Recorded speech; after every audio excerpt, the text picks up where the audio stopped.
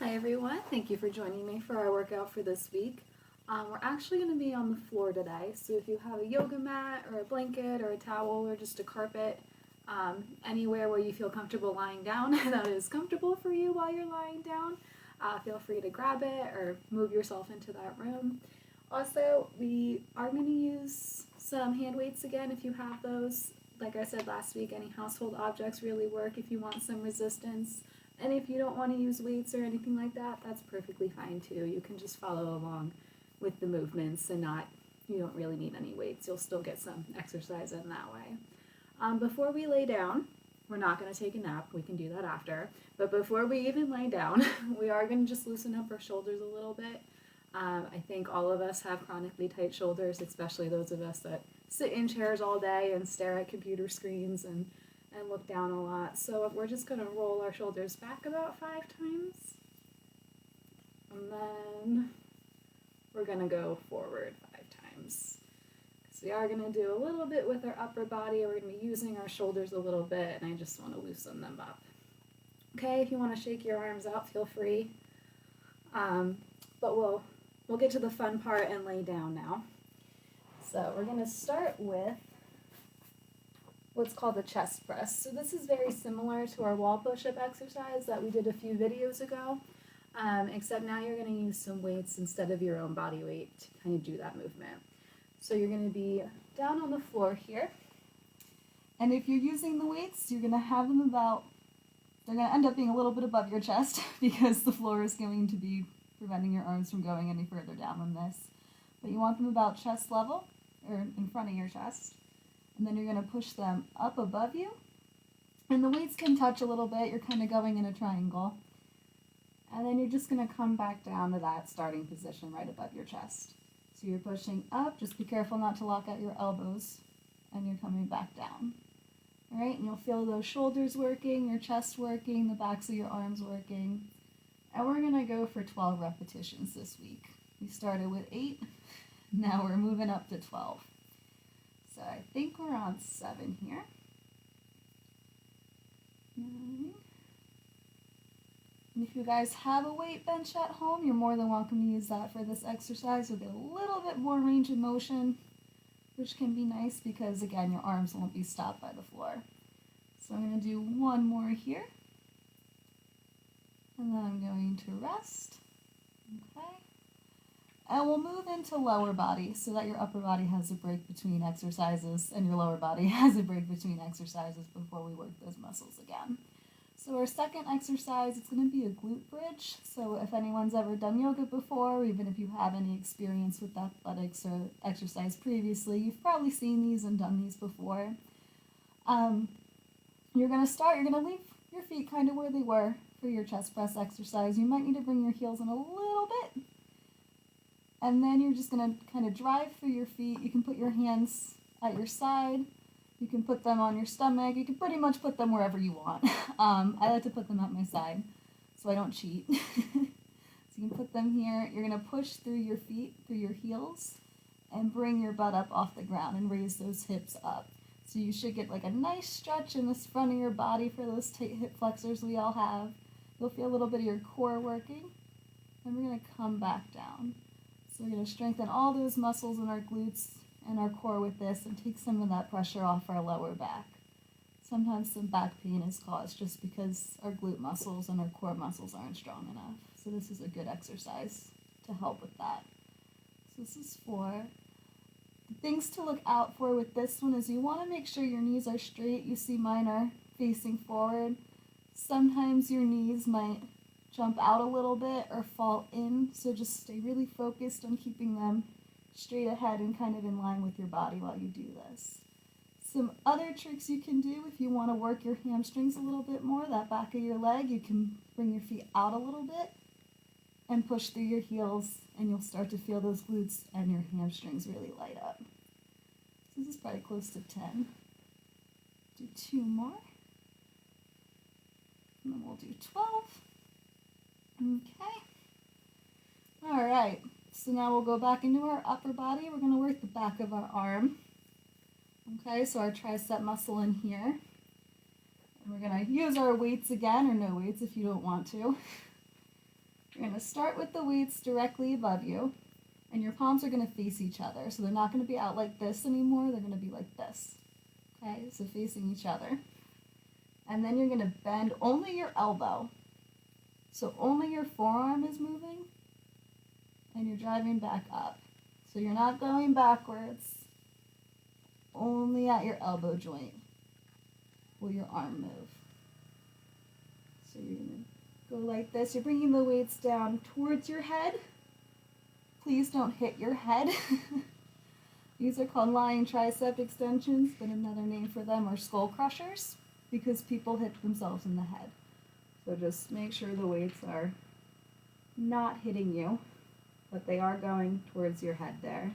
I have them kind of falling on either side of my face if you guys can see that. This is 5. So the backs of your arms are likely on fire, especially because we did those chest presses first. So if you can't get to the 12 repetitions, that is totally okay. You do whatever works for you.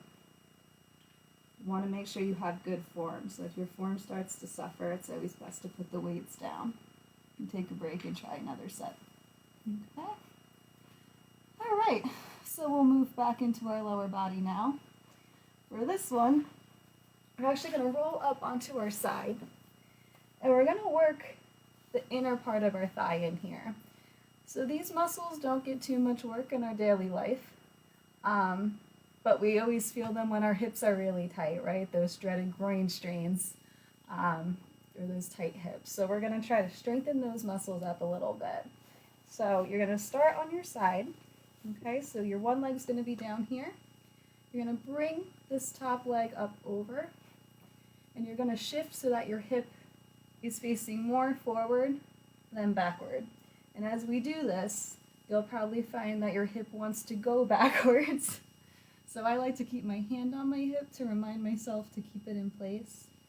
So just make sure that you're facing a little bit more this way, okay? You can use this foot to kind of plant your weight, and then you're going to try to lift this lower leg up. This is a tricky exercise. Sometimes I only get about 3 of these, but I'm going to try for 12 to show you. So you're going to lift this up, and you're going to bring it back down, and you're going to feel a lot of work in here. The movement is however high you can get it with good form. It's going to be a little bit different for everybody. You guys can see I don't get too much height with this. I have runner's hips, so the fact that I'm getting my leg up at all, I'm actually pretty impressed with myself today. Some of you might be like gymnasts, and you're going to put me to shame. But you're just going to do the best you can. Even if you're only getting up about here, you'll feel the muscle working, and you know that you're getting that work in. So you don't have to try to get it as much as I have. All right, I think that's 12. I'm deciding it's 12. If it was 7, no one let me know. All right, and now we're just going to switch and do the other side. So same thing here. Okay, you're going to lean on that elbow. You're going to have your hip down like this. This top leg's going to come up and over to kind of help you plant. Going to keep this hip forward and bring this leg up. This is my bad hip, so this one's going to be very sad. And again, you're most likely going to have different results on both sides, depending on which is dominant and which leg takes more of a beating in your daily life.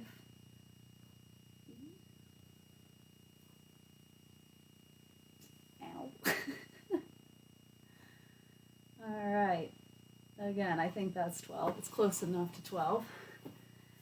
Good job, guys. That one's not fun. Our last exercise is going to be mostly for our core.